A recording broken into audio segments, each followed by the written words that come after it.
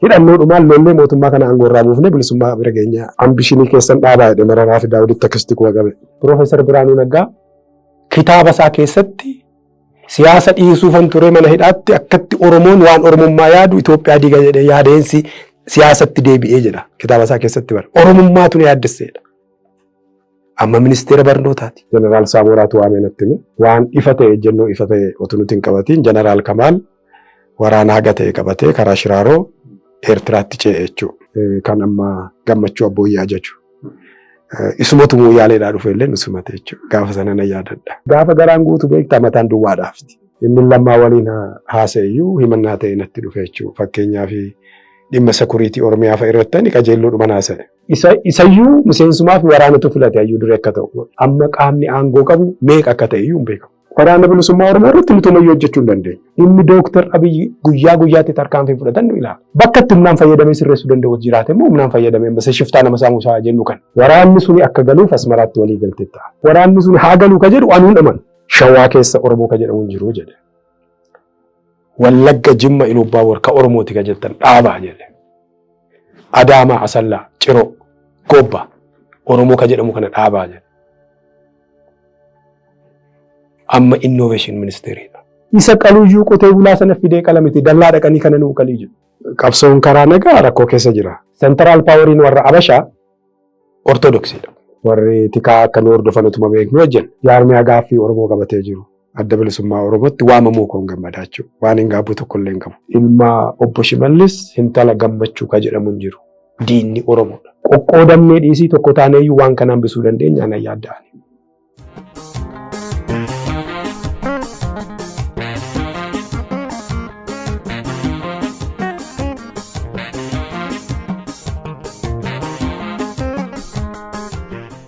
Addi bilisummaa Oromoo fi waraanni bilisummaa Oromoo kan jaalmarroonfaa gaggeessan waliin tokko ta'anii kaayyoo tokkoof kaayyoo sana amma jettaniif dhaabbachuun hin danda'amu. Marii nagaa marii biyyaalessaa jettan sanatti amananii waliin hojjechuun waliin dhaabbachuun hin danda'amu. Gama keessaniin wanti hojjettan gootan jira kallattii kanaan laata. Haga waraatti akka dhaga'utti waraanni bilisummaa Oromoo kaayyoo hin jijjiirre. Kaayyoo miti sagantaa siyaasaa hin jijjiirre, heera hin jijjiirre, seera hin jijjiirre. Istiraatiijii jijjiirre jechuudha.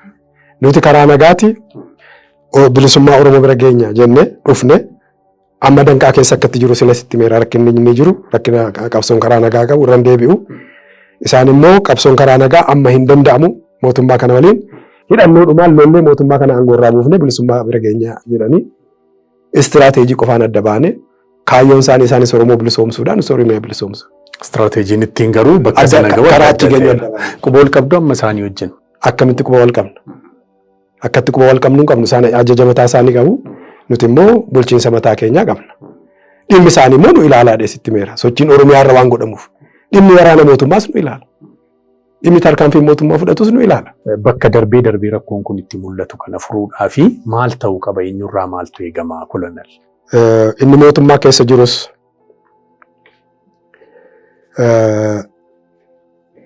inni mootummaadhaan ala akka jaarmiyaatti jirus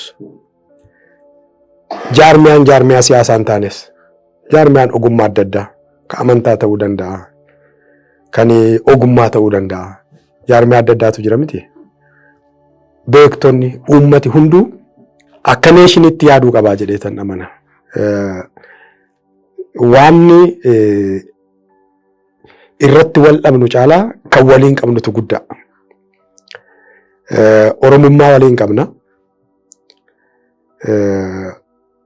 Biyya tokko qabna. Hiree tokko qabna. Egeree tokko qabna jechuudha. Inni kuni Oromiyaan kun akka malee balaa keessa jira. Ka amma eegale miti. Gabrummaa Oromoo waliin ka dhufe ittuma fufaa ka jirudha. Hamma impaayirri kun jirtutti ittuma fufaa jechuudha. Kaayyoon isaa immoo Oromoo xiqqeessuudha. Yoo sirriitti ilaalle Oromoo ta'ee yoo dhukkubsataan ta'in Oromoo xiqqaachuu akkatti guddisuu irrattidha. Adda ba'a malee xiqqaachuu isheetti namni gammadu yoo jiraate dhukkubsataadha jechuudha. Jedhan miti Piraayim Ministeer Mallas Bariifatti jedhe guddaa xiqqeessuutu danda'amaa jedhe. Beenishaanguliin Oromoo irratti duulchisanii hidhachiisanii Sumaalee sababa Alshabaabiin lollaa ONLF lolla jedhanii waan isaan godhan argite uummata Baalee Harargee meeqatu buqqee as amma karaarraa akka kadhatu beekta. Namni tokkoyyuu hin deebine keessatti lafa sana Sumaaleetu qabatee hafe. Maaster pilaanii jedhanii Fiichee fi Hosaanaa wal quunnamsiisanii karaa Finfinnee kana Oromiyaa lamatti kutu. Oromiyaa bahaa fi Oromiyaa dhiyaa.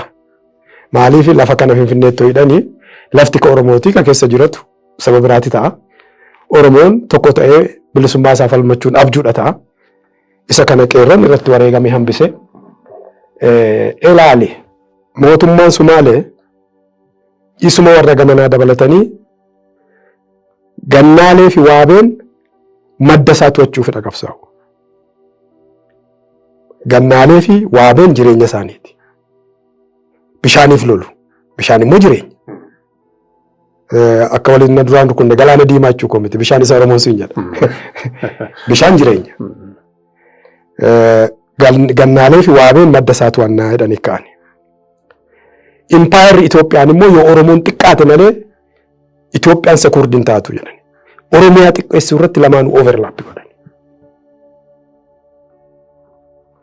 Kan isaan ka'anii fi tokkoof miti.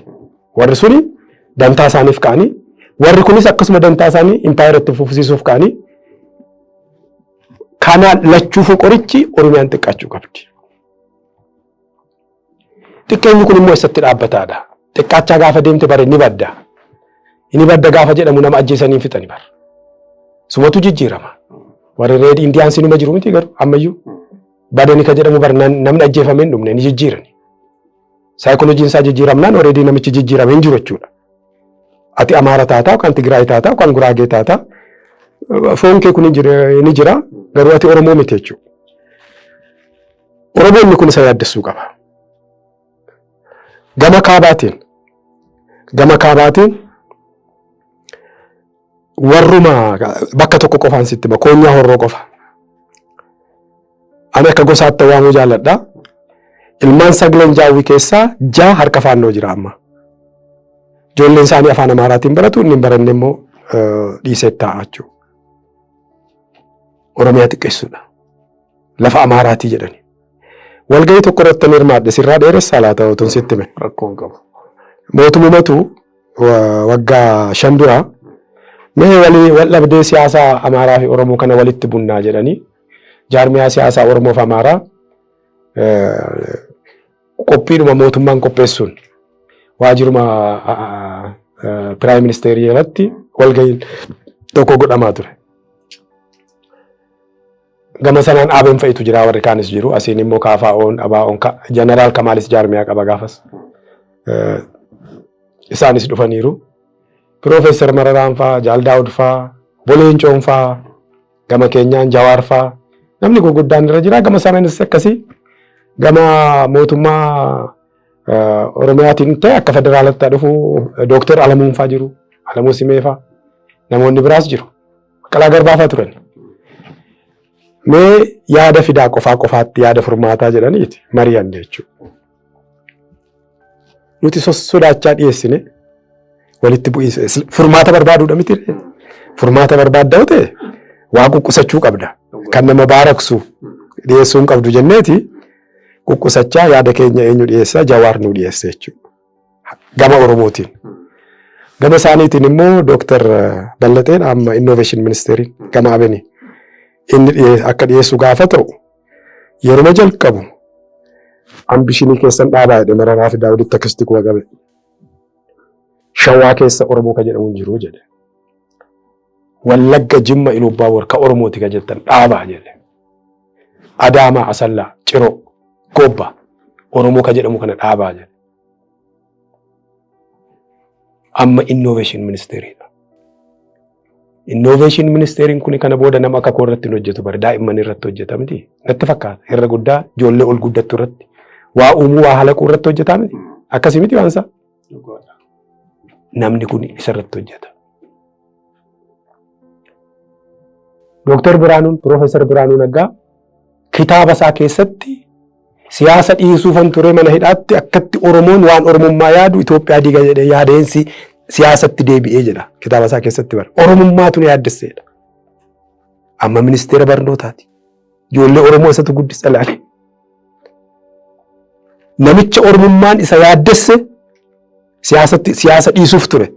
Ana jedhameti kitaaba isaa keessa jira. የነጻነት ጎይሲ ቀድ ከጀሩ keessa jira. Oromummaa sodaadheen Oromummaan Itoophiyaa kan balleessineef siyaasatti deebi'ee jira. Amma immoo barnoota ministeera barnootaati. Ministeerri barnootaa kun kana booda ijoollee koo irratti hojjetan caala. Mitire. Barnoonni illee bara dhumu jedhu garuu ijoolleetu irra caalaa barataa miti. Ijoollee koo isatu guddisa. Ijoolleen koo harka isaatti kufti. Harka namicha Wallagga, Shawwaa, Ilubaaboor, Jimma, Oromoon hin jiru ka jedhu sanatti kufti jechuudha. Waan akkatti Oromoo xiqqeessanii balleessan kana Oromoon yoo ciisee yaade isa wal dhabne sana har'uma galgala akka kafanaatti ofirraa gadi baafnee naqneeti maaltu nutti dhufaa jira jennee mari'anna. Maatu jira. Amma immoo kan dhufaa jirutu jira. Hundumtiin iyyuu gita jiruun gatii baaseera kan jedhu sila kaasneerra sirriitti isiniin dabalatee waan ta'eef dhugaawwan yookaan jijjiiramawwan har'arra mul'atan qaawwaawwan hanqinoonni jiran isin waa hundi altakkatti hin dhumu waan jettaniif isa akkamitti ibsitu garuu waan jiru. Qaawwi keenya baay'eedha. Oromootu siyaasaa reefuu eegala beektaa? Qabsoo reefuu eegalaachuu miti. Falmachuu gaafuma cabuu jalqabe amma falmachuun kuni nuti isa abbaan keenya nutti mee qofaadha lakkoofna. Isa abbaan keenya akaakayyuun keenya umuriidhaan bira ga'e. Amaarriif Oromoon waggaa 500 ol wal lole. Keessumaaf Tuulamanii fi Wallo waggaa 500 ol Amaaraa lole. Sana booda Minilik dhufee injifate milkaa'e jechuudha. Isa kana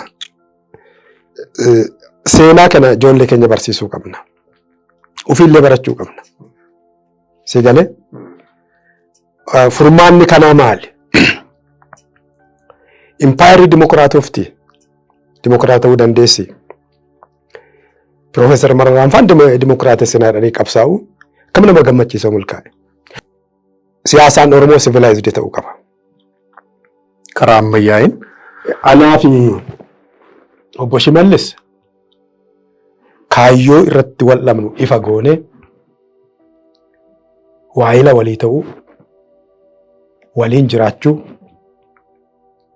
ani ogummaa kootii namoota beeksisa baasan caffee Oromiyaa kana eegumsa nu hooggane tun dorgomee seene civilized miti namni an biraa siin jedha kana ani eeguu baadhes caffeen Oromiyaa nima eegama nobatte ani immoo ogummaa kooti miliitarii qabsoon siyaasaan Oromoo civilized miti booddeetta faadha. Ela gadaatu cabe beektaa Oromoon central powerii dhabe. Central poweriin warra Abashaa ortodoksiidha. Ifatti ortodoksiin kun otoo jirtee warra Abashaa waliin gaaf tokko buluu hin danda'an. Isatu walitti qabee jira. Akka fedhe inni wal mormu gaafa ortodoksiin tuqamu wal bira dhaabbataa jechuudha. Hammina miti. Qabnaa nuti central powerii maadha? Gadaan central powerii keenya dhaama. Islaamummaan akkasii. Abbaa fedhe yoo ta'an Oromoo tokko godhee jabeesse amantaa fedhe yoo ta'u qaama fedhe yoo ta'u. Siyaasaan keenya civilized ta'uu qaba. Wal ajjeesuu, wal dhari'uu, wal dhabaaruu, wal hammeessuun dhaabbachuu qaba. Addaan bahiin siyaasaa warri Rippaabilikaanii fi warri Dimokiraatii iyyuu numa qabu miti. Yeroo darbe namichumti nama jiru kuni deeggartoonni isaa Tiraamp deeggartoonni isaa isa dorgomuuf isa gidduutti addaan kute sana gaafa arrabsanii no amma daangaa dabartanii jedhe. Si galee amma daangaa dabartanii jedhe isuma dorgomu sana jechuudha. Kanaafi wal dhari'uun, wal yakkuun, wal baqachuun ani amma miseensi OPDO fi miseensi warra amma OPDO duree jechuukooti namni keenya mana shayii tokko waan shayii dhuguu natti hin fakkaatu maaliif argeen beeku. Hubattee yoo akkas ta'e baate immoo akkatti wal hubattuu iyyuu hin qabdu akkatti haasoftuu iyyuu hin qabdu. Diinummaa matu namatti miira diinummaa. Ammaani dhimma nageenyaa kana isuma horra jiru kana isa gabaasaan dhagaan irra isa warra koorraa dhaga'e ifatti dhaqee gaaf tokko mee ittiin himaadheen obbo Shimallis bira pirezidaantii Oromiyaa karaan itti seenan hin jiru karaan cufa akkatti dhaqxee itti himtuu hin qabdu. Karaan hin jiru. Inni kun jijjiiramuu qaba Oromoo keessatti. Jijjiirama jira jedhamee kaafamu wantootni jajamuu qaban dhugaawwan dubbatamuu qaban waan isin kun sirriidha waan gaariitu hojjetame akka biyyaatti jettan jira dhumarratti. Egaa deddeemeen ilaalle. Akka karaan deeman hin jiru sila haasofneera. Nageenyi hin jiru rakkoodha. Dhimma malee immoo hin deemtu callumattee hin deemtu wanni ta'eyyuu. Magaalaa Finfinnee kana kan hin gammade haga isa barbaachisullee ta'uu baatu mootummaa isa kaan yeroo biraa caalaa waajjira bulchiinsa Finfinnee keessa ijoolleen Oromoo lakkoofsaan dabalteetti. Mararfannaallee namaa qabani. Isa dhugaa bakka tokko amma ID fa'aa baafachuuf dhagnaa. Inni jiraata erga taanee numa dhagnaa miti bulchiinsa kana bira. Mararfannaallee namaa qaban. Akkuma qabsaatti nu ilaalani. Akka miidiyaa irratti wal abaaraa wallu sanatu hin ta'in yeroo nu argani kabajaa nu qabani. Lakkoofsi isaaniillee dabaleera. Warri gaditti kun warra hojjettoota gadii karaarra deeman kana haa ta'an malee namni afaan Oromoo dubbatu guddateera. Bakka tokkotti keessaa qarqara Finfinnee kanatti manni daldalaa xixiqqaan afaan Oromootiin irratti barreeffamanii dabalaniiru. Immoo impaayeruma jalatti. Furmaanni inni dhumaa impaayera jijjiiruudha. Bilisoomuun. Qabsoo karaa nagaa gaafa ta'u immoo impaayerri gaaf tokkotti hin jijjiiramu. Akka amma jedhame kanatti dhaawatan jijjiiramu. Isa kana nan gammadaa jechuudha. Akkamittii fi yoomidhammoo kan isin adda bilisummaa Oromootti waraana keessaa salaas ture sana booda akkamiin guutummaa guutuutti gara sanatti cabsitanii seentan murteessitanii yericha nu yaadachiisa. Murteen karaa dhaabaa ture bahuun hin danda'amu ka jedhudha. Bahuun mootummaa abbaafachiisuudha. Achuma keessatti itti fufuudha ka jedhu ture garuu immoo mormiinis ture waan kun saaxilameera namoonni ni wareegamu ka jedhus keessa ture. Akkasitti otu kanaan jirru otu asittuu waan ifa ta'e jennoo ifa ta'e otu nuti hin qabatiin jeneraal Kamaal waraana haga ta'e qabatee karaa Shiraaroo Eertiraatti ce'e jechuudha. Gaafa sana jeneraal Haayiluu fi ani as Finfinnee jirra akka carraa ta'e ollaa jiraanna. Ani immoo hojiiyyuu hin qabu. Training centeriiti gaafatama qaba gaafatama kaalikireemii ture jeneraal Haayiluu asuma militoorii kana. Mari'annee hayyuu dureen biyya ta'e tokko dhaqee Eertiraatti as gara na bilbileen dhufu bahaa nuun jedhe jechuudha. Daawud Ibsaa. Akkasitti murtee kanaan gara waraana bilisummaa Oromoo dirree kibbaa jiraniitti kan amma gammachuu abbooyyaa jechuudha. Isumatu mooyaaleedhaa dhufe illee nusumate jechuudha. Gaafa sana na yaadadha. Akkasitti waraana bilisummaa Oromoo kibba dhaqne achirraa immoo Naayiroobii nu geessanii Eertiraatti kottaa nuun jedhanii Eertiraas dhaqee waanuma waraanaa sana hojjedhe egaa jechuudha. Egaa seenaa ajaa'ibaati maaltu adda godha tarii dhugaa argitu dhugaa dhageessu waan sirriin taane argitu waan sirriin taane dhageessu yeroo OPDO keessa jirtan jedheen yaada. Wantoonni sun immoo ejjennoo barbaadamni waan akka kana keessa taanii murtoo akkasii fudhachuun miti mee waan sana xiqqoo nutti himtu. Maaliif amma namni tokko suma dhugaa badaa jiru argu waan hin taane osuma argu dhiiseema akkuma isaatti jedhee wajjin hojjechuun jira. Yeroo fi umurii ofii fixuun jira akka sanatti al takka immoo keessaa cabsatanii ba'anii akkas jijjiiramaaf oolnachuunis jira waan ta'eef hin jedhe. Inni kun innus gaaf tokkotti irra hin geenye. Akkuma isin jedhe gaafa itti dabalame waan Oromoo hiikuu hin qabu. Miindaa argachuuf itti dabalame. Erga itti dabalame umuriinis muuxannoonis gaafa dabalaa deemu hagi nuti arguu dandeenyus koppiin keenya bal'achaa deeme. Immoo irra caalaa isaanumatu akka nuti arginu godhe baay'ee tuffatanii Oromoo. Akka namaattuun ilaalani. Otu gaafa sisa nuti haasofne nu dhaga'aniiru ta'e har'a Oromoo caalaa isaaniin fayyadate irra isa dhugaa. Nama iyyuu itti fakkaachuu didee walgahii tokko yaadadha. Akka isaaniitti 93 akka Itoophiyaa kanatti yeroo TPL Ihaadig lamatti hiramu sana waraanni qondaalli ajajaa kutaa waraanaati olitti kutaa mokonnochi kibabeetti walitti nu qabani. Jeermaanii walgahii kana gaafatamaa sakuriitii biyyoolessaa Kinfee Gabramadin ture. Egaa jeneraal Saadiqaan fa'aa, Saamoraan fa'aa, Abbaa Duulaan fa'aa, Baacaan fa'aa, gama Oromootiin namni guguddaan hundi achuma jira. Waan isaan Oromoo godhaa jiran kana itti himne jechuudha. Namoonni muraasni walga'icha irratti gara nama 400 oltu jira. Nama 400 kana keessaa Oromoon 18. Qondaala olaanaa 400 ol kana keessaa Oromoon nama 18 abbaa duulaa faayyuu dabalate.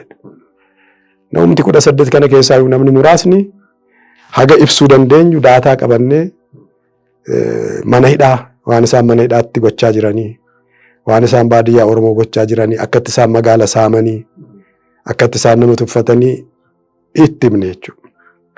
Akka jedhani afaan Amaaraatiin akkuma isaan jedhanitti sitti hima. Zimbalwaachoo yitanfisuu nuun jedhan. Furmaa baafatanii. Otu gaafas nu dhaga'ani isa dhugaan siin jedhanu caalaa isaan gargaara ture. Moo kuni uumaa ilma namaati jabaan irra darbe malee maaliif gaafa garaan guutu beektaa mataan duwwaadhaafti. Si galee isaan namatti hin fakkaatu gaafas malee isaan gargaara ture. Akkasitti walga'ii adda addaa irratti ergasii Maqaleeyyuu dhaqne. Maqaleetti gaafas na yaadadha Saaree Mokonnin ture biyyeen itti salphatu cheermaanii ajajaa tokkootis turan yeroo Maqaleen ture. Abaawoodhaan jiran egaa namni hunduu isarraa kaafe Saareen silaafuu cheermaaniidha. Achi keessaa ijoolleen Oromoo akka dandeessu diffeendina goote jechuudha. Jeneraal Kabbadaa Galaafaa amma jiru lubbuudhaan Jeneraal Indaalkaachoo Walda Kidaan Abbebee Garasuu gaafa sachi ture walga'ii sanarra. Lakkoofsi isaanii gaafas xiqqoodha. Jeneraal Gizau Uumaafaa Jeneraal amma gaafas jeneraala miti beekte. Amma jeneraalota haga danda'an naaf falmanii jechuudha. Haga danda'an naaf falmanii kompitaantii waan ta'eef jibbitan malee namni kun abaa'oo miti jedhanii namni tokko immoo nu gane. Koloneel Baqqalee Karoorsaa akka jedhamu immoo nu gane jechuudha. Walga'ii tokkoon godhe erga abaa'oo irraa dhufe Hootel Haawuzen jedhamu. Walga'ii duraa kan hin jalqabe Tigraayitti. Maqalee Hootel Haawuzen jedhamu. Innaan ka'ee erga abaa'oo irraa fidee walitti nu qabee innaan warri kaan immoo nuti kana quban qabnu Baqqaleen inni sobaa jedhanii narraa dhorkanii haga humna isaaniis. Akkamittuu isin dhiisanii garuu yeroo sana uumamatu isin eege malee hin cimamti yeroo sanatti. Dhimma kiyya gaaf tokko laalaa oolaniiti. Sanbata duraan dhumatee sanbata guddaa boqonnaarra oollee dafinootti fufa. Hojjaa dureetti fufa. Kana gidduutti bilbila Saaree irratti mana isaatti na waamanii Saamoraan dhiisi waan kanaa nutis amma si hidhuun barbaannu naan jedhu. Falmii kana dhiisi sin baasu nuunis immoo amma si hidhuun homaa nuun gargaaru. Innaan ganama gaafan dafinoo gaafa dhaqu ani ammaaf yaada koo dhiiseeraan jedhe Saaree harka baase. Saareetti simame waan jiruuf erga ni dhiisee dhiisneerraa jedhame akkasitti wal darbame jechuudha. Egaa seenaa nama ajaa'ibudha. Tarii namuma uumaan lubbuu dheeressetu jiraata akka kana waan gaarii si hojjetanii. Egaa isa booda adda bilisummaa Oromoo wajjin dirree waraanaa bu'aa bahii jireenyaa waggoota meeqa ture kan dabarsitan kolon? Eertiraa waggaa 12 ture. Waggaa 12. Waraana achumatti jechuudha. Dandeddeema gama Sudaanittis gara daangaa Jibuutittis lafichi gammoojjiidha. Waajiras yeroo tokko nan hojjedha Asmaraa. Akkasumatti barri sun hundi dhumate jechuudha. Leenjii fi bobbaa irratti hojjetu. Egaa tarii wanti baga kun hojjetamee baga murteessee dhaqee kana buuseeraa utuun immoo akkas godhatee kana tafee wanti jettanii of duuba deebitanii yaaddan kaastan jira laata?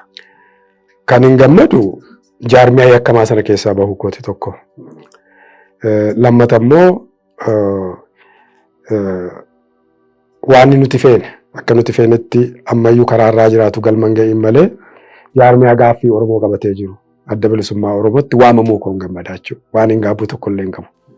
Immoo qabsoon immoo maqaan isaayyuu qabsoo. Qabsoodha qabda. Guyyaa hunda milkooftu. Wanti milkooftu jira. Wanti hafutu jira. Waan hin gaabbu immoo hin jiru baay'ee gammadaa kootu jira jechuudha. Egaa baay'ee gaariidha. Tarii jaalleewwan sila kaastanii obbo Lammaa Magarsaa nama guddaadha. Kunoo waliin yeroo sana waliin jiraachuun keessanuu seenaa nama ajaa'ibudha.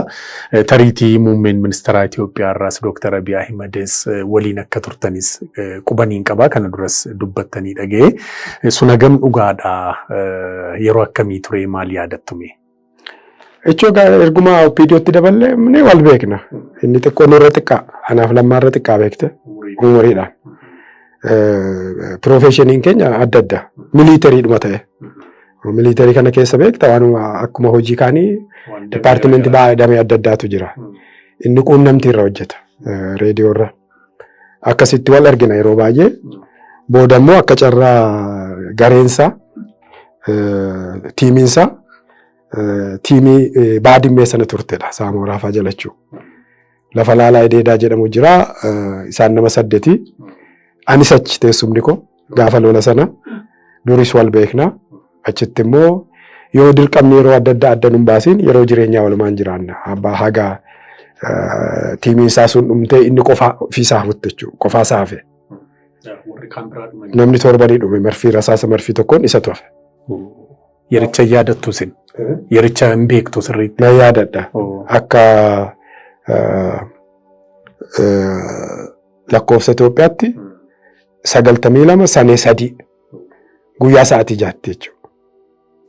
Isinis wanta sanarraa haftanii moo naannoo jaraa duwwaa? Achuma jirra. Isaan garuu wanni teeknikii isaatu inni reediyoo irraa hojjeta kaartaa irratti warra hojjetan jiru. Isaanuma marsee taa'u bataskaana tokko jalatti marfiin irra bu'ee inni ni hafe jechuudha bu'uura. Keessaa namni tokko seenaa ajaa'ibaati kunis. Egaa haa ta'u isa booda isin gara adda bilisummaa Oromoo dhuftanii jarri obbo Lammaanfaas Dooktar Abiifaas achuma keessatti hafanii. Jabeessuutti kaanii isin immoo alaa akka jirtanitti dhufe egaa waggoota 8-9 dura immoo wanti jijjiiramni jedhame kun dhufe. Ergasii booda carraan wal argu waliin dubbachuu waliin hojjechuu homtuu uumamne. Otuni mana hidhaan seeniin dura otu ABO'n asiin galii lammaa waliin deddeebisnee wal agarreerra. Hangasitti waan hamaan uumtuu hin jiru. Walitti himne egaa akkattiin ani amane kana booda warri OPDO keessaa jijjiirama kana qabatee as dhufe waan beekaniif waan danda'an qabeenya isaanii beekumsa isaanii Oromoof waan qusatanii qabanii akkasitti amanee dhufe. Kanaaf waanan beeku waanan yaadu lammaa waliin bal'inaan haasofne. Kan wal mormine garuu tokkoyyuu hin jiru. Lammaan baay'ee nama dhaggeeffataa yaadannaa qabata. Akkasitti utuu jirru ABO'n galee ani qabeenya Asmaraatti hafetu jira. Deebi'een Asmaraa dhaqe. Asmaraa irraa deebi'een karaa Maqalee dhufe. Achi gaafan dhufu dubbiin jijjiiramee na eegee inni lammaa waliin haasa'eyyuu himannaa ta'e natti dhufe jechuudha. Fakkeenyaaf dhimma sekuriitii Oromiyaa fa'a irratti qajeelloodhuma haasa'e.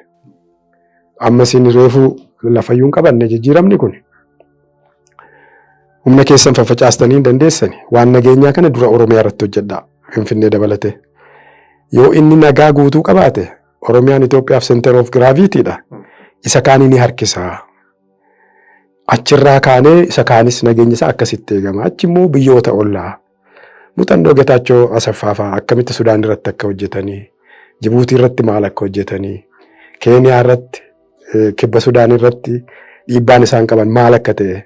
Kana walitti himne jechuudha. Akkasii immoo gara ollaatti deemna. Nageenyi ilma namaa hundaaf barbaachisa. Oromiyaa barbaachisa. Waan nageenyaa irratti isin faana hojjedhaan jedha.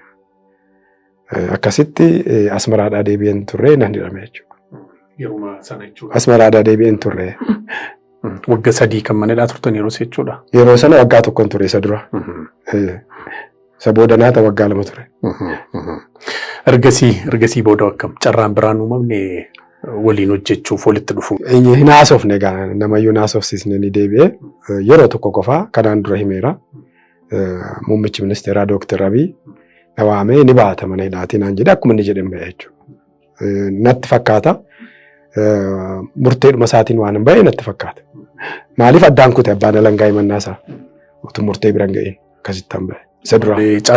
Carraa waliin hojjechuu irratti wanti haasoftu dhufuun hin jiru. Carraa isaanis karaa keessanis. Carraan isaan argamne. Tariitii amma waa'ee adda bilisummaa Oromoo yeroo kaasnu waan baay'eetu mataa keenyatti nu dhufa waan ta'eef egaa namni guddaan obbo Daawud Ibsaas yeruma tokko dhuftan miti Eertiraadhaa wal faana. An dursee yeroo 2 deddeebi'as malee dhaabni yeruma tokko gale. Ani lammaatti yeroo 2-3 deddeebi'eera dursee. Mee amma adda bilisummaa Oromoo akka waliigalaatti maalirra jira?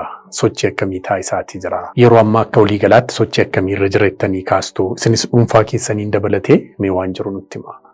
Qabsoon karaa nagaa rakkoo keessa jira. Danqaa keessa jira. Sababa adda addaatiin tokko dirree siyaasaa mootummaatu dhiphisee waajirri keenya gullallee qofatu banaadha. Walgahii gochuu hin dandeenyu. Akka fedhe iyyuu deemne gullallee qofatti gochuu dandeenya. Nageenyi hin jiru. Innis danqaadha. Nagaa fi dhugaan beektaa adda addan bulanii nageenyi hin jiru Oromiyaa keessa. Otoo mootummaan gadhiise iyyuu amma baadiyyaa akka feetetti deemtee waan feete gochuu hin dandeessu. Qaala'insa jireenyaa warri kun walitti dabalamanii qabsoo karaa nagaa kana rakkoo keessa galchaniiru. Immoo qabsoon karaa nagaa kuni qormaata hedduudha qaba. Qabsoo isaa hidhannoo caala. Qormaata hedduu qaba. Qabsoo karaa nagaa keessatti hooggantoonni duradha jiru. Firoontiirradha jiru. Qabsoo lolaa keessatti jeneraalonni duubadha jiru beekte. Galagalchuudha. Waraana isaa leexaatu dura jira. Lamaanuu faallaadha. Wareegamni isaa akkasitti guddatama. Hanjaalbatteef argite. Warra jajjabootu dura jira. Qabsoo karaa nagaa yeroo ta'u. Qormaanni isaas hedduudha. Kanaaf yeroo tokkotti amma waan hin taaneef barayyuu hin ta'u jedhanii kadhiisan miti. Wanni sana qorumsa sana fudhachuudha qabda jechuudha. Muuxannoon addunyaa akkasuma. Warri beekaman qabsoo karaa nagaa irratti homayyuu baala tokko warri murre hin ajjeefamani. Maata Bagandii faanii ajjeefamani. Maartin Luuter King faanii ajjeefamani. Otu jeneraala ta'aniiru ta'e waraana dirree dhaqanii du'uu dhiisuu malu. Waraanatu dura bobba'a. Isaan booda jeneraalliin du'achuu komiti. Garuu galagalloodha. Kanaaf qabsoon karaa nagaa amma rakkoo keessa jira. Kana booda hin barbaachisuu ka jedhamu miti. Itti jirra jechuudha. Moo ka hojjennus jira.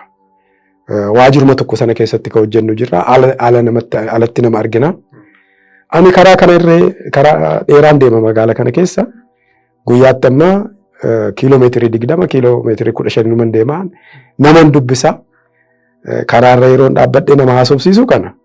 Ani waan qonnaa koo, waan daldala koo, waan barnoota koo waan naasa'uu hin qabu. Kan hin naasa'uu danda'u waan Oromooti. Jechuun waan hin jedhuun qabu biraa jaalladhe miti. Kana natti gurgurii, kana narraa miti jechuun danda'u. Hojiimatti bobbaataniirta. Halluu kumaan deemtu konkolaataa hin jiru.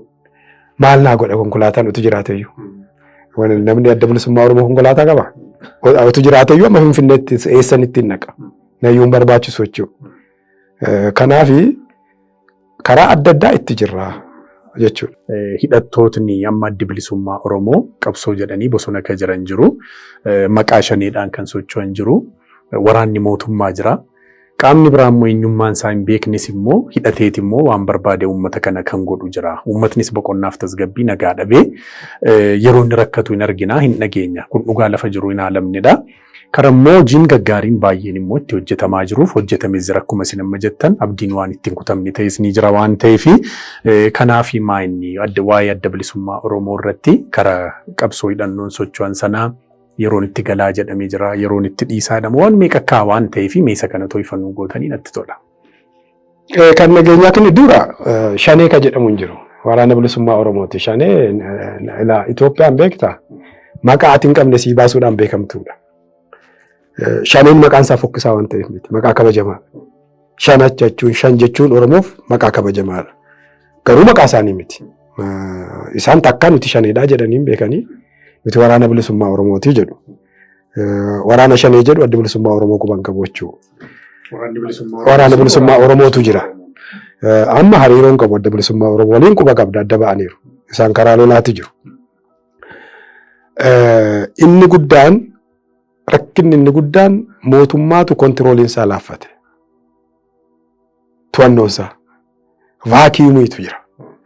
Amma bara Ihaadig fudhadhu. Mootummaa badaa Oromoof hin taane keessumaa istiraateejiidhaan Oromoo balleessuuf kaka'e. Garuu immoo mootummaadha. Hubatteetta? Mootummaa badaa garuu mootummaadha.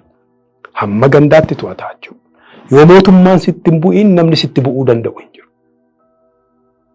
Nabatteetta yoo mootummaan dhimma sirraa qabaate yoo si ajjeeses yoo si hidhes yoo bakka buuteen kee dhabames yoo biyyaa si arees kan kana gochuu danda'u gaafa sana mootummaa qofa. Amma qaamni aangoo qabu meeqa akka ta'e iyyuu hin beekamu. Kuni to'annaa mootummaan nageenya irratti qabutu laaffataa ta'e jechuudha. Isa kanaafidha. Sirna dhabuurra sirna badaa jala buluu wayyaa jedheen dhamana. Sirna dhablummaan akka malee uummata miidha. Keessumaa uummata hiyyeessa miidha jechuudha. Si galee dirqama isaa fi mirga isaa hin beeku. Eenyu akka isaa adabu hin beeku. Eenyu akka isa saamu hin beeku. Dhufeeti namni shanjaa dhufee mana qotee bulaa tokko taa'eeti nuu qalii jedhu. Isa qaluuyyuu qotee bulaa sana fidee qalamiti dallaa dhaqanii kana nuu qalii jedhu. Isanni ittiin qotee ijoollee isaa guddisu. Kuni guutuu Oromiyaa keessa jira. Keessumaa asii ka'ee kunoo Finfinnee kanaa ka'ee lafa warra Maccaa kana amma immoo lafa warra Tuulamaa Ammayyaa Salaalee gara bahaattuu babal'atee rakkinni akkasii jiraachuu Oromoon rakkina guddaa keessa jira. Gama keessaniin isin to'achuun hin danda'amne maal hojjettan isin immoo gama keessaniin sanarratti? Fakkeenyaaf waraanni bilisummaa Oromoo amma hidhatee jiru hin jiru? Waraanni bilisummaa Oromoo irratti nuti mayyoo hojjechuu hin dandeenyu. Hariiroon qabu. Nuti addi bilisummaa Oromoo yeroo hunda akka jedhu rakkinni nageenyaa han Oromiyaa qofatu hin ta'in han biyya kanaa mariidhaan furamuu qaba. Addi bilisummaa Oromoo ejjennoon isaa mariidhaan furamuu qaba. Han waraana bilisummaa Oromoo qofatu hin ta'in inni booda eegalame han faannooyyuu walitti bu'iinsi xixiqqaan yoo jiraate kan kana achi Katigiraayis already walii galteen tokko jira Piriitooriyaa hojiirra oollee walakkaansaa isa kana dabalatee wal dhabdeen siyaasaa kan gara lolaatti hin ceene yoo jiraate mariidhaan furamuutu karaa milkiiti. Humnaan ka ta'u hin jiru. Isa kanaaf immoo addi bilisummaa Oromoo qooda qaba. OFEKOon qooda qaba. Jaarmiyaan Oromoon ta'in kaan qooda qabu. Mootummaan immoo harka olaanaa qaba. Maaliif humna waan qabuuf. Humna qabaachuun isaa waanuma jiruudha miti mootummaa waan ta'eef. Humna qaba. Isa nuti jennu kana caalaatti tarkaanfachiisee isa kaan dhiisee obsee bakka itti humnaan fayyadamee sirreessuu danda'u jiraate immoo humnaan fayyadamee amma shiftaa nama saamusaa jennu kan si galee isa kaayyoon qabaa kaayyoo kun galmaan ga'uuf hidhannoodhaan jedhu immoo jalqabanii turani miti waraana bilisummaa Oromoo waliin marraa tokko ta'anii Zaanzibaaritti mari'atanii turani. Zaanzibaar natti fakkaata.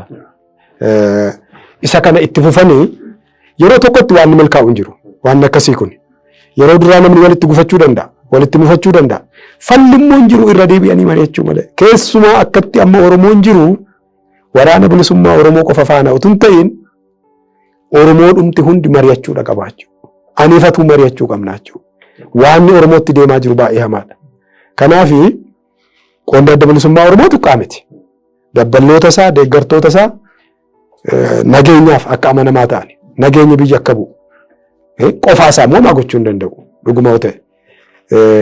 Waan warri kaafaa oolan laban yeroo hundaan dhagaa. Oromoon mari'achuu qaba. Rakkina isaa taa'ee furachuu qaba. Walakkaayyuu otoo halagaan hin dhaga'in keessuma isaatti furachuu qaba. Akka jedhu kuni isa gara fuulduraatti illee dhuma irratti Oromoon kanumaan xumurata bara isaan beeknu malee. Takkaa qawweedhaan rakkoo isaan hin furatu. Kanumaan xumurata jechuudha. Ayyee yaada bilchaataadha kun yaada baay'ee gaariidha. Adda bilisummaa Oromoo akkasitti amana. Kanaaf addi bilisummaa Oromoo fi waraanni bilisummaa Oromoo hidhatanii bosona jiran homaa walitti dhufeenya hin qabu jechuudha. Dhimmi isaanii nu ilaala. Maaliif Oromoo irraa hidhatu isaanii ilmaan Oromooti. Walakkaan isaanii obboleessa keenya, ilma obboleessa keenya, walakkaan isaanii jaallan keenya. Kan bishaan mala qadada koddaatti walii qinyeen dhugne nuti gallee isaan hafanii. Dhimmi isaanii nu ilaala. Milkaa'us milkaa'uu dhabus dhimma Oromiyaati miti. Dhimma isaanii qofa miti dhimmi sochii waraana federaalaa nu ilaala. Maaliif biyya kana keessaa miti kan sossa'u. Oromiyaa keessa sosso'a waan Oromiyaa nu ilaala. Nu yaaddessa. Yoo gaarii hojjetan ni gammanna. Yoo badaa hojjetan nu yaaddessa. Si galee waliin dhajeenyu hariiroo waliin hin qabnu jechuun dhimmi isaanii nu ilaalu jechuu miti. Dhimmi Dooktar Abiyyi guyyaa guyyaatti tarkaanfii fudhatan nu ilaala. Karaa negatiifii haa ta'u karaa poozitiivii. Isa tole ni gammanna. Isa hammaate immoo karaa itti hin dhabne ibsa baafna jechuudha. Kun sirrii miti jenna. Kanaafuu waan Oromiyaatti ta'u hundi nu ilaalaa jechuudha. Isaanii amma maaliifan kana kaase kolonel amma Jaal Daawud Ibsaa yeroo akka galaniif waraana waamanii turan ni yaadattu deeman yaada. Dhimma isaanii abbaa gadaa fi uummata Oromootti kenneera akka jedhu kaasanii turan dubbii sana. Yeroo sana warra amansiisanii galchuun hin danda'amu ture hundumaa kennee dhiiseera jechuu sanarraa. Hayyuu Duree Adda Bilisummaa Oromoo qofaasaa galaa jedhee ajajee galchuu hin danda'u. Maaliif namni inni qaxaree hin jiru akkuma isaa qabsaa'e namni hunduu kaayyoo qaba. Ati galii ati deebi'i namni inni jechuu danda'u yoo miindaadhaan qaxareera ta'e. Namni kaayyoodhaaf dhufe isa immoo ati nu dura taa'ii jedheeti filate. Isaanumatu filate walakkaan waraanuma sanatu filate. Irraa buusuu danda'a ture gaafas. Qofaasaatu hin ta'in hayyuu dureen kunniin ta'uu jedhe irraa buusuu danda'a ture. Waraanni sun immoo. Qofaasaatu hin ta'in miseensota dabballoota waliin. Fakkeenyumaaf ansiin jedhe. Malee isayyuu miseensumaaf waraanatu filate hayyuu duree akka ta'u. Inni gali ati hafe ati jechuu hin danda'u. Akka pirinsipiliitti. Lammata waraanni suni akka galuuf Asmaraatti walii galtee ta'a. Akka hidhannoo hiikkatee galuuf. Inni Asmaraa jiruyyuu gale. Silaayyuu hidhannoo iyyuu hin qabu inni hidhannootti leenjinu qofaadha. Inni immoo ka Eertiraati. Galee moonaa leenjiyyuu seenee as haaromsa fudhatee. Hirni tokko tokko haa jiraatu malee inni akkuma jedhametti raawwatame. Sanaa achi otuu walii galteen kun hojiirra ooluun jalqabiin mootummaan waraana bilisummaa Oromoo dirree jiru irratti lola labse jechuudha. Walii galteen suni hojiirra oolu taanaan akkatti waraanni kun galutu hin jiru jechuudha. Hayyuu dureen kan dirqamee fi kana. Gali jedhee ajajee galchuu hin danda'u. Maaliif namni callumadhee ati gali kottotteef hin galu. Walii galteetu jira. Walii galtee sana fudhateera waraanni bilisummaa Oromoo. Walii galtee addi bilisummaa Oromoo mootummaa waliin taasise Asmaraatti fudhateera. Walii galteen sun cabe. Asmaruma teenyeeti waraanni bilisummaa Oromoo waraana mootummaatti akka hin dhukaasnee jennee labsine. Faallaasaa mootummaan immoo waraana irratti lola labse jechuudha. Akkasitti mootummaatu cabse malee gama abaawwatiin waan dabeen jiru gaafas. Dabee caalayyuu kan kaasuu barbaade isaan kanaafidha jechuudha kan isaan abbaa gadaa fi Oromootti kan kennanii kenneerradhanii kan kee harka fudhatan kanaaf ture. Yoo walii galteen sun hojiirra ooliin waraanni sun haa galuu ka jedhu anuun amanu. Si galee walii galteen sun hojiirra ooluu qaba. Dursa akka mootummaa waliin walii galle bara. Dooktar Warqinee Gabayyoo fi Lammaatu dhufan Asmaraa. Tartiibaan kan walii galle qabna. Inni hojiirra ooliin akkatti galuutu hin jiru jechuudha. Umurii kanarra hin gahin sadarkaa kanarra hin gahin nama akkamii turtan laata? Akkuma ijoollee baadiyyaan ture. Koonyaa Horroo Gudurootti dhaladhe Onaabee Dongoroo ganda Malkee jedhamtutti.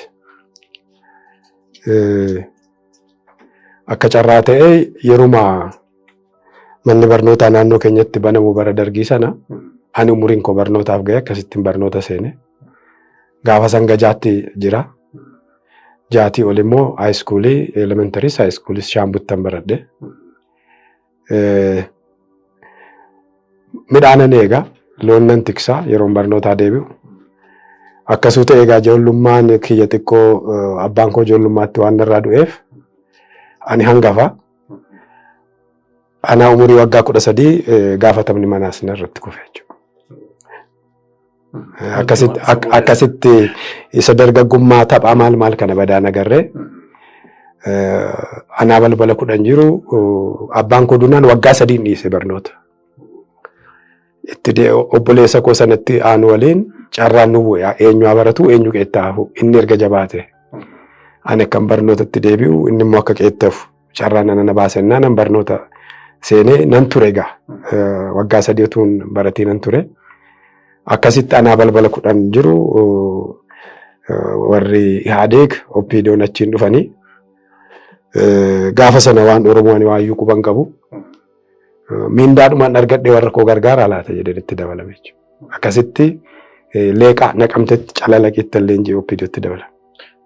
83 akka Itoophiyaatti. 83. Yeruma dura dhufanii karaa naqamtee sana. Waggaa 35 irraa jechuudha. Akkasi. Sababa rakkoo maatiirraan kana murteessan. Tumaaleeffatanii barachuu feetanuu. Tokkoffaa man ture. Sana boodas rakkinni akka durumayyuu warri kiyya harka qalleeyyiidha. Ani hangafa. Ergamuu carraan kun argame yoo miindaan jiraate tarii jedheen achi dabalame jechuudha. Milkaayiraa kaayyichisni milkaayiraa. Anaan beeku. Yeroo sanaaf jechuu kooti. Hagatee haadha kiyya gargaareera. Hanga hojiirra jiratti walakkaa miindaa kiyyaa haadha kiyyaaf mummura. Jireenyi ishee xiqqoo akka baadiyyaatti beela keessaa baateetti. Egaa dheeraan turre inni. Waggaa gamiif ture? Hanga waggaa 13-14. Sana booda anis hojii sana addaan kutee egaa gara adda bilisummaa Oromoo deeme jechuudha. Seenaa nama gaddisiisuudhaan xiqqoo miira namaatti. Egaa ijoollee sunoo hundaatan kan nama hundee obbolaan warri sunoo warri obbolaan keessan inni natti aanu utuma baratiin hafe sababa carraa sanaan itti aananii immoo lakkuutu jira. Quxisuun koo isaan immoo sababa kiyyaan utuma hidhamanii utuma hiikamanii 12 fixuuf waggaa 35 itti fudhate. Namni meeqa nama? Lakkuudha isaan. Ijoollee lakkuu lama qabdu.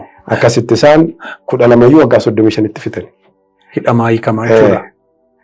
Isaan booda immoo ijoollee durbaa jira isaan barataniiru. Isaan fixan. Haa ta'u gaafa jiraatanii armeen keessanuu jiru. Fayyaadha. Nagaa isaaniitti jiru. Egaa haa ta'u waan bareedaa waliin kaasna jedheen abdadhaa tarii waggoota 13 sana yaadattu laata yeroo Yaadig aangootti dhufee OPDOnis keessaa dhalatee waggoota 13 jettan sana akkamiin dabarsitan akkamiin yaadattu? Dura dabballeen ta'e. Dabballee ta'een naannoo Mataaraan ture achi xiqquma tureen Salaaletti na jijjiiranii. Salaalee kana Dagam Kuyyuu Yaayyaa Gullallee hambisoo naannoo yeroo gaggabaabaa hojjedhe achitti wal dhabne egaa. Wal dhabne kana hundoo miidiyaa tokko ta'e tokko irratti waan haasa'een si'a. Warra OPDO to'atutu jira nuti ijoolleedha gaafas kanan beeknu. Gaafatamaan keenya dabballee nana Koonyaa Salaalee gaafas Abbabee Tulluu jedhama. Ona 31 meeqa qaba ture gaafas darraafaa dabalate Salaalee kun. Kunoo Sandaanfaan fa'aa Sulultaan fa'aa kun achuma jala turan. Walitti qabamnaan yeroo duraaf fiicheetti walga'iin afaan Amaaraatiin hin jira. Ani Tigireen jala taa'uu takkaa quban qabu. Nama tokko jira Hayilamaariyaam Abbabee jedhu nama kana erga gaafasii argeen beeku. Sana duras argeen beeku gaafas man arge. Keessumaa warra TPLF waan nu bira jiruuf walga'iin kun afaan Amaaraa ta'a jedhan. Isan didee gaafas achi na hidhan jechuudha. Fiicheetti na hidhanii baatii 8 booda kuni dabballee ta'uu hin danda'u haaromsaa fudhatu jedhanii Huursootti na ergan. Lammaan illee akkasuma calliyaa innis dabballee ta'uu hin danda'u dhiphummaa qaba jedhamee Lammaa Magarsaa Huursoo waliin dhaqne haaromsa fudhan. Waan achi keessatti ta'u waan sirrii hin taane waan hojjetaniif. Inni calliyaa ture jiru baay'een namarraa Raggaasaa fa'aa jiru Tolaa Dabalaa fa'aa ni du'e Abdulqaadir Maammee tokko Gurbaan Roobee tokko ni du'e lola irratti dhumanii walakkaan isaanii Getaachoo Nagaashii Micaan Muka Turrii tokko inni fa'aa gaafa daraaraa kafanee du'e Boossee jedhanii hidhani. Dabballee ture Ambo. Kanuma gaafa daraaraa kafanee ajjeefame awwaalamu awwaala isaa irratti Boosseettaa jedhani Getaachoo Nagaashiin. Micaan Muka Turriiti sooranaatti du'e lola irratti. Akkasitti haaromsa fudhadhaa jedhanii Huursootti leenjii waraanaa nu erganii achi yeroo baanu gaa nuti ramaddiin keenya adda adda ta'e Lammaan gara federaalaatti gara sakuriitiitti ramadame ani waraanatti ergame jechuudha. Baay'een akkasitti waraana jalqabe. Waraana keessa waggaa meeqa turtan jechuudha leenjii haaromsaas isa jalqabaas fudhattanii. Waraana keessa walumaa gala waggaa 13 ture. Waggaa 13 kana keessa waggaa 3 hojiirraa dhorkameen mana taa'e jechuudha. Ejentii Abaabotinaan jedhan asuma Finfinnee. Miindaanaa kennu manuma mootummaa mana Makalaakaa keessa jiraadha. Garuu Finfinneedhaan ba'u. Na waamanii natti himani. Jeneraal Saamoraatu waamee natti hime. Ati ejentii Abaabotii Maarshaal Koortii irratti sii mannanaan jedhe. Na himadhu yoo ragaa qabaatteen jedhe. Otu nan himatii nafan garuu. Nan himannee akkasitti waggaa 3 manumaan taa'e Finfinneedhaan ba'uun ture. Maalirraa kaanii akkana isiniin jedhu? Ejentii Abaabotii yeroo waa shakkanii of course shakkiin isaanii tuni tokko tokko waanuma jirudha garuu isa kaanis yoo jibban akkasuma jiru. Nama xiqqoo jabina qabu yeroo dubbatu yoo sabboonummaatti si shakkanii inni suni gama Abaaboti gaafas Abaaboodhumaaf kennama akka dhuunfaatti ati sabboonaa taate including bara sana maqaan keeyyuu dhiibbaa asirratti qaba. Maqumti ati qabdu maqaan abbaa kee atitti waamamtu si shakku maqaa sanaan ka'anii si shakku. Akkasitti ka'anii waan biraa wanti yaadattan maaltu jira bu'aa bahii dabarsitan kana keessa sin darbamaa laata waan irra jennee dhalootni nu daawwatu irraa barachuu danda'u. Egaa waan Oromoo akka dandeenye hojjenne jechuudha waraana keessatti. Inni dadhabbii guddaa gaafata, obsa guddaa gaafata, riskiillee qaba. Warri tikaa akka nu hordofan utuma beeknu hojjenne. Hanga kun Jeneraal Kamaal fa'aa, Jeneraal Haayiluu fa'aa, gaafas Jeneraal Alamsheetu nu faana turanii hiriyaa keenya.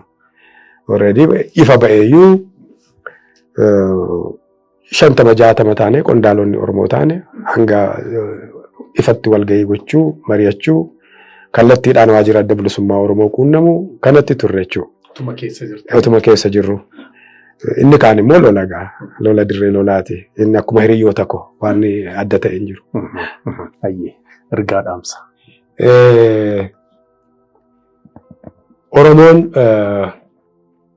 Oromoon walumaa obsee mari'atee isa kanaa duraa caalaa balaa gama kaabaatiin isatti aggaamamaa jiru dura kiliir gochuu iyyuu qaba irratti wal falme. Kana gochuu ka danda'u yoo wal argedha. Balaan kun waa gamgaa dhugaadha iyyuu hin dhufaa balaan akkasii. Yoo dhufe maal nurra geessisa? Nuti akka adda bilisummaa Oromootti ka amannu kan amma gama kaabaatii haasa'amaa jiru ilma obbo Shimallis Intala Gammachuu ka jedhamu hin jiru. Diinni Oromoodha. Eenyuu keenyaaf hin tolu. Qoqqoodamnee dhiisii tokko taaneeyyuu waan kana hambisuu dandeenya ana yaadda'ani. Argitee baay'attee qofaaf homayyuu miti. Maal amma namni isteediyeemii guutuun namni 5 qawwee qabatee dhufee ari'uu hin danda'u? Baay'atteef miti. Baay'attee waan inni ta'u hin jiru. Yoo of hin qopheessiin, yoo of hin ijaariin, isa adda irratti baatu beektee, isa tokko taatu beektee, isa kana qofaa hojjenna. Isa kana waliin hojjenna. Diinummaa immoo waliin hin qabu. Yoo hin jedhiin bakka barbaannu hin geenyu yaaddoo kanatu Oromoo hunda akka yaaddessu keessumaa immoo mootummaa naannoo Oromiyaa akka yaaddessu barbaada. Maaliif humna waan qabuufan jedha. Malee namni tokko nama tokko miti. Humni harka isaa waan jiruufan jedha. Kanuman jechuu barbaada.